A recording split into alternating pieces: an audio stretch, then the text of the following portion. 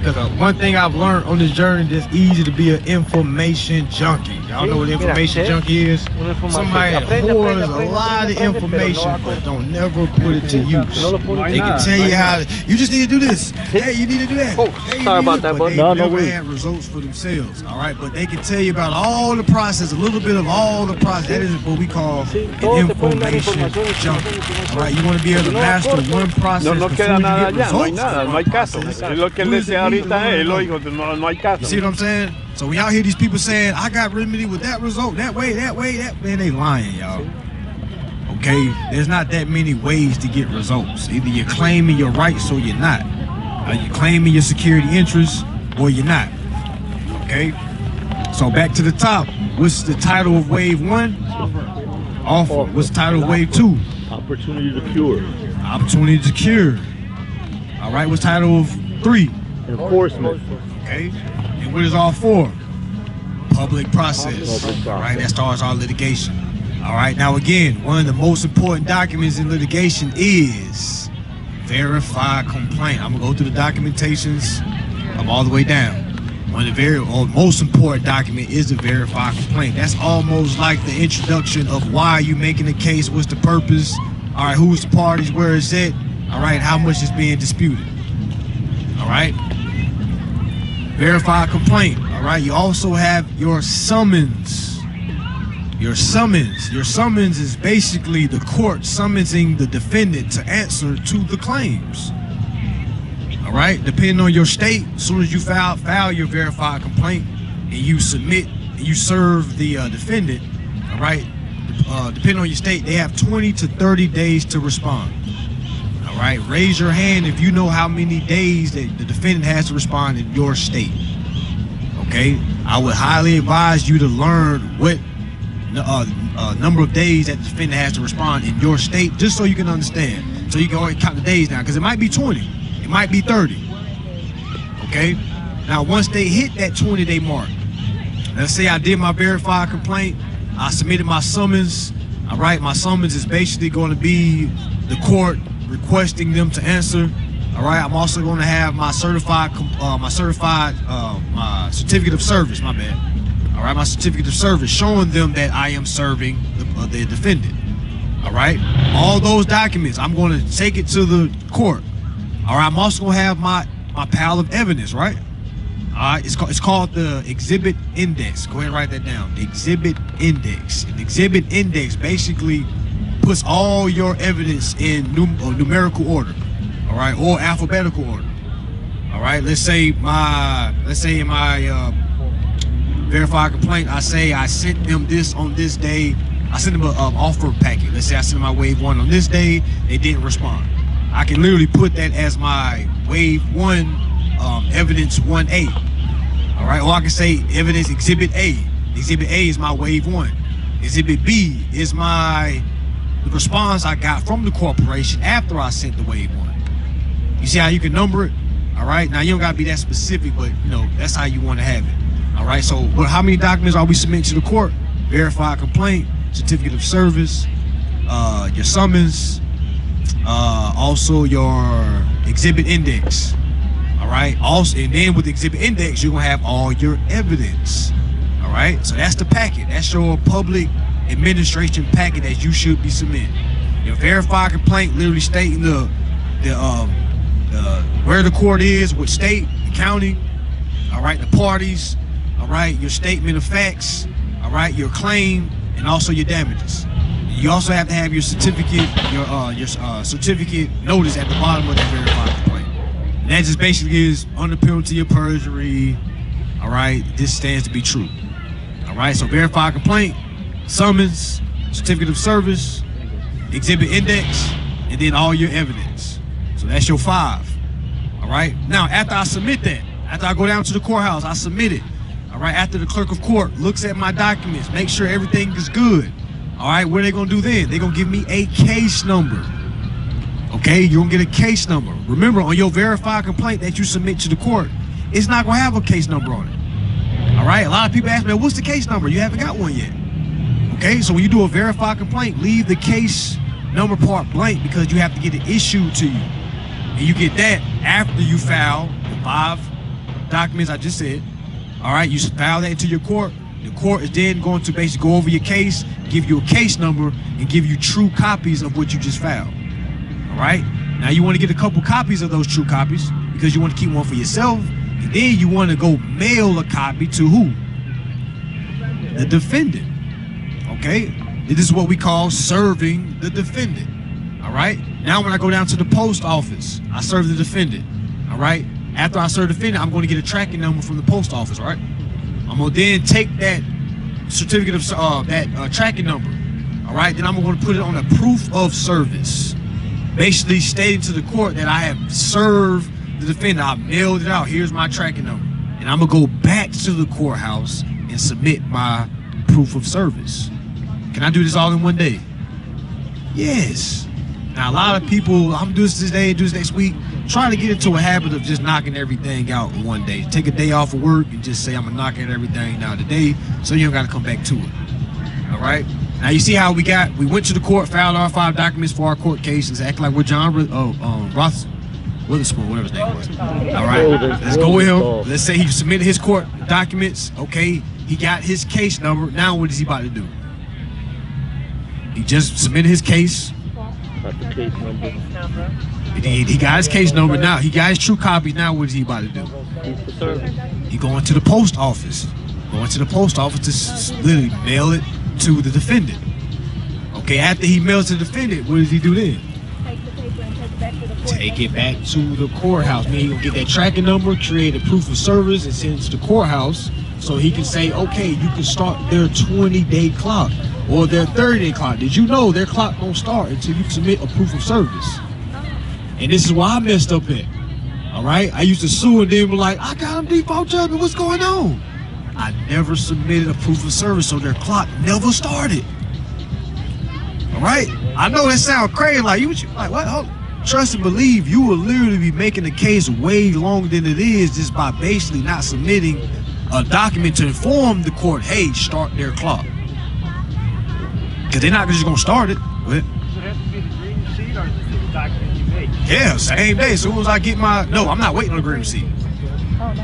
I'm not waiting on a green receipt. Okay, so you don't wait. Okay. As soon as I send it, I'm showing the proof that I served, meaning I sent it off to them. Now, and then when they receive it, I can go do another one. But I want to start my clock. I want to say, hey, I have mailed this today. Here's the tracking number.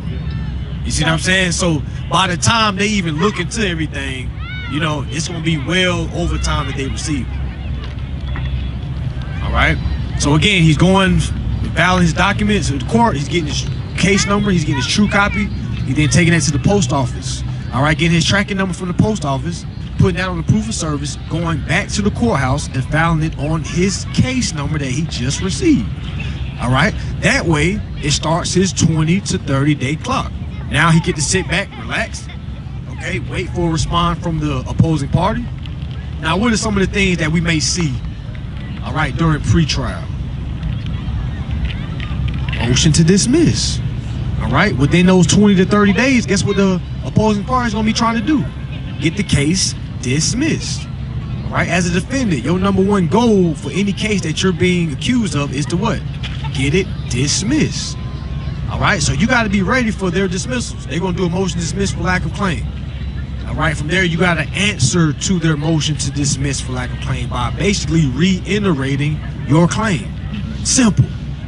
All right? Well, if they do a motion to dismiss for lack of jurisdiction, all you're going to do is reiterate your jurisdiction acknowledgement on your verified complaint. Y'all remember when we went over that? Okay, you got to know these points because the opposing party is going to be trying to get you off those points. They're going to do a motion to dismiss for lack of claim. As long as you know what claim that you made on your verified complaint, you good. They might do a motion to dismiss for lack of jurisdiction. As long as you know what jurisdiction they stated, you good. They may do a motion to dismiss for lack of damages. As long as you stated your damages, you're good. All right? You see how that verified complaint basically is to tell all, but you can still be challenged. Because if I'm going against you, I would still challenge. You can have the best verified complaint in the world. I would still say motion dismissed for lack of claim, just to see if you can stand on what you just filed. And a lot of people can't. A lot of people cannot. A lot of people think, so they get done with class, I'm ready. All right, there's certain things you can't be taught. You can't be taught the experience that you're going to gain by actually going in there and getting that real experience. All right, getting those real emotions. You can't be an information junkie. All right, again, you can be all the way right. They still gonna challenge you. All right, I get a lot of people say, well, how can I say this so they know what I'm talking about? I'm like, well, if that's the answer, we will all be. I just say this gonna get you a car. Say this gonna get you a house. All right, it's not like that, family. You have to articulate. You have to show and prove. Okay? So after those 20 days go by, let's say they don't do any motions, because I've seen this too. Let's say they don't respond at all. Let's say they wait 5 days until their last day. I've literally seen companies hire attorneys 5 days outside their deadline. The attorneys literally submit an extension to the court. They'll say things like motions for an extension due to the fact that I've just been hired on retainer. We need time to build a proper defense. All right? And guess what the judge says? All right. Now, should we just sit by and just let that happen? No, we can object. We can say, hey, Your Honor, I object. I gave them ample amount of time. In my wave 1, I gave them 10 days. Wave 2, I gave them 7 days. Wave 3, I gave them 3 days. I even gave them additional 5 days because I felt like they was going to do the right thing. All right, I'm being harmed. I'm taking default. I'm in the stage of unjust enrichment. I'm not benefiting. And more days being added on is only going to put me at a deeper deficiency. You ain't got to be that, but you see what I'm saying? You got to be able to tell the judge how an extension is going to do you more harm than good. All right, but a lot of times I see the judge always play middle ground. And they request 30 days, you might give them 14 days. They request 14 days, they might give them 7 days. You see what I'm saying? All right, but just make sure you understand you just understand, like, stay on it, man. Every time they respond, you gotta say something. All right?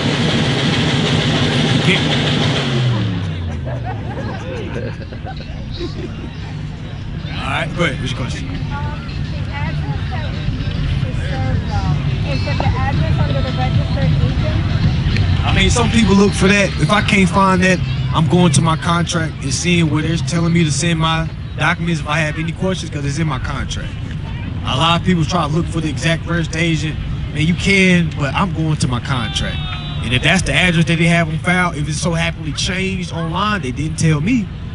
So that's the last known address. Have you ever seen that on documents? What was the last known address? Last known address is in the address that I have in my contract. Now, unless they sent me something updating their address, that's different. All right, but if they don't do that, I'm moving forward as if this is what I know the address to be. All right. CFO. Now, some people say, can I send to the district trustee? I mean, me personally, how hard it is to find a district trustee? You see what I'm saying? I'm going with my contract. Whoever I find the contract, that's what I'm sending to. If they say send all communications here, I'm sending all my communications there, and basically directing it to the finance manager or the CFO or whoever's in charge of the finance manager, basically. Go ahead.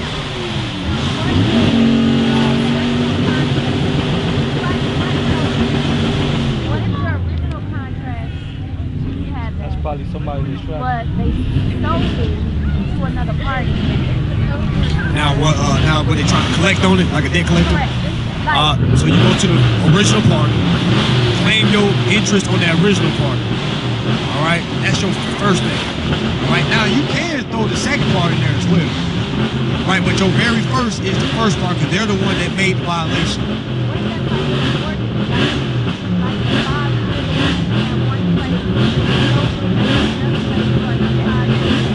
So it's a different place? Is it the same unit? It's two different locations? That means it's two different contracts.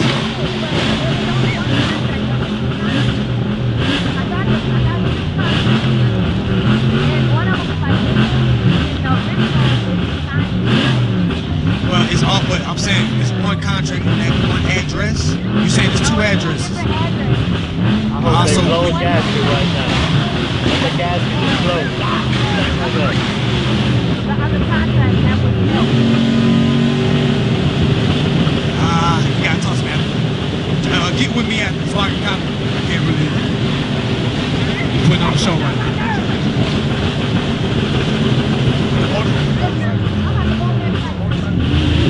That's the system trying to distract. It's Sunday. They do this on Sundays. Yeah, so I Oh, is caught that you. what's the Sunday thing? Yeah, but her question was, what happens when your contract gets sold to another Banking or financial? financial institution? Yeah. All right, but your situation kind of sounded. I gotta hear it again. You said you had 2 homes. No, one home. Okay, that's why I was trying to get, because you was like, it's 2 homes. I'm like, okay, so it's 1 home, but it just got passed to another. Yeah, so you're gonna focus on the first one. Litigate on the first one, because if you perform on the first one, there is no second.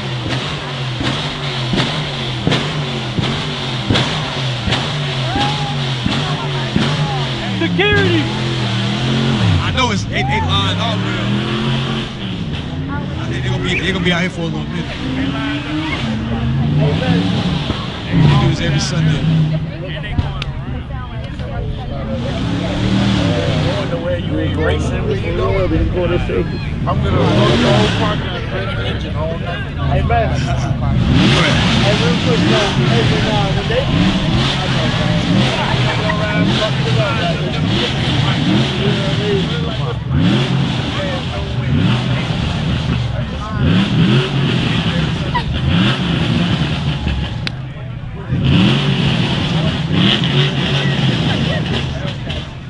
We can hear you on the speaker, you just can't hear the question. Oh, y'all can still hear me? Yeah. Oh, okay. What was your question?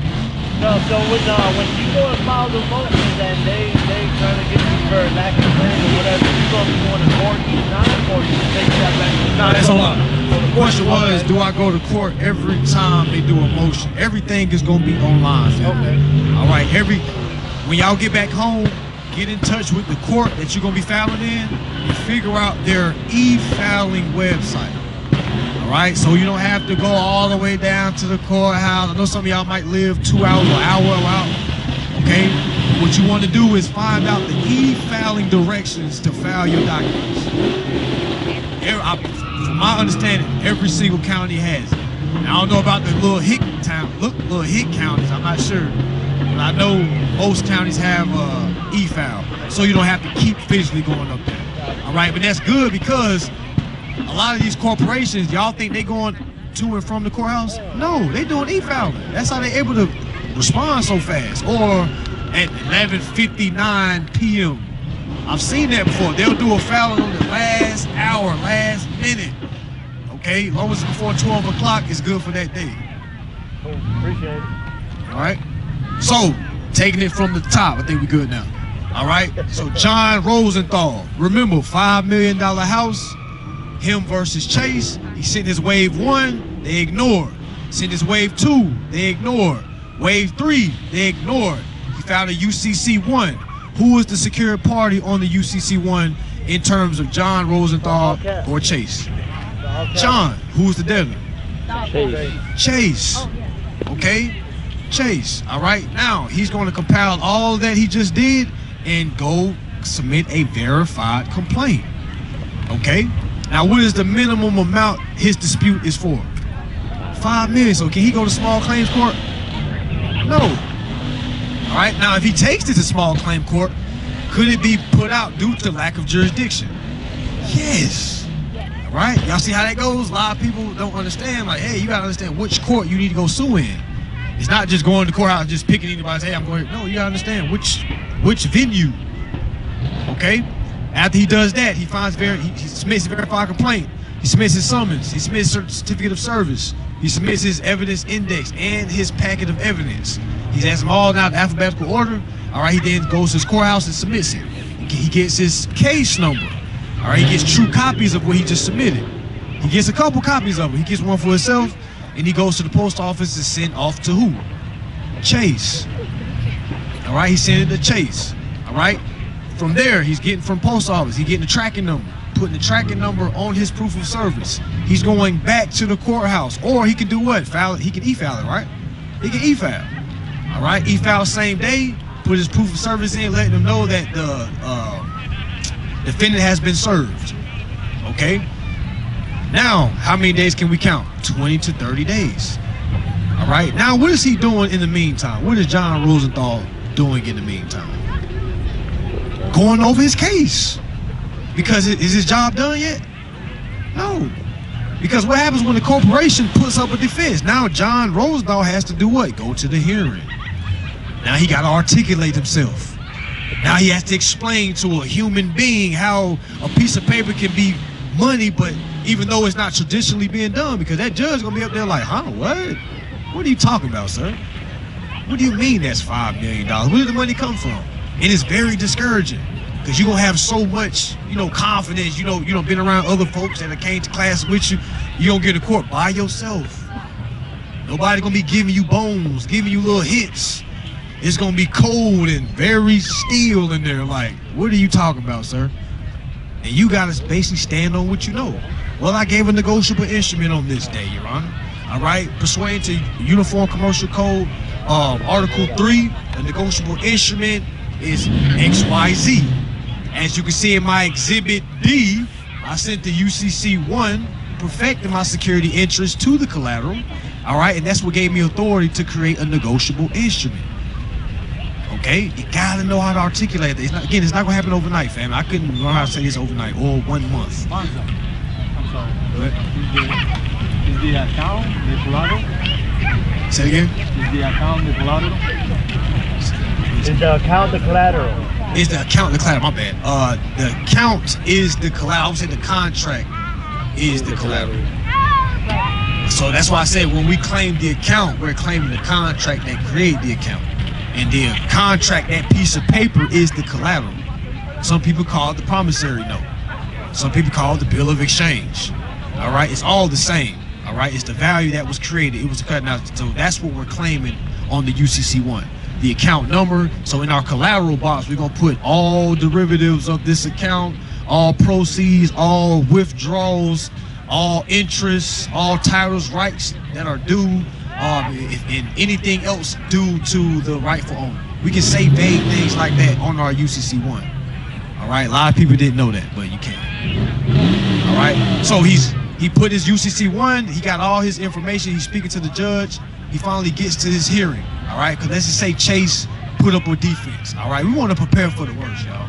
All right, so let's